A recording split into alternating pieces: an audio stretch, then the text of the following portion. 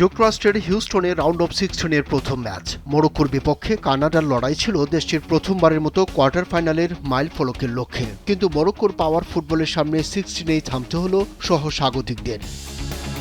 শুরুর দিকে মরক্কোকে চাপে রাখে কানাডা। খেলার 10 মিনিটে অসাধারণ এক সেভ করে মরক্কোকে বাঁচান গোলরক্ষক ইয়াসিন বোনো। আক্রমণ প্রতি আক্রমণ আর উত্তেজনায় ঠাসা ম্যাচের প্রথমার্ধে গোলের দেখা পায়নি কোনো দলই।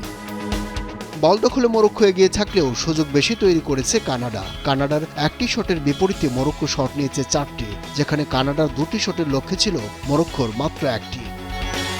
50 মিনিটে ডান প্রান্তে আশরাফ হাকিমি ফ্রি কিক থেকে সরাসরি শট না নিয়ে বল পাঠান বক্সের কাছাকাছি থাকা আজিদ্দিন উনাহিকে। দারুণ এক মাটি কামড়ানো শটে বল জালে জড়ান এই মিডফিল্ডার।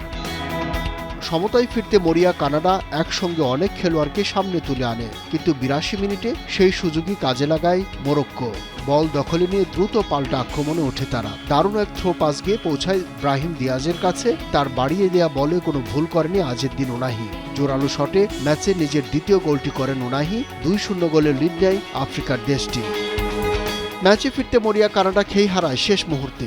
আরও এক গোল হজম করে প্রথমবার রাউন্ড অফ 16 খেলতে আসা দলটি। স্কোর করেন রাহিমি। 3-0 গোলের জয় নিশ্চিত হয় মরক্কানদের। সেই সঙ্গে প্রথম দল হিসেবে কোয়ার্টার ফাইনালে পা রাখল আশরাফ হাকিমির দল। 2022 সালের পর আবারও শীর্ষ 8 নিশ্চিত করল তারা। আব্দুল্লাহ শাফি, সময় সংবাদ।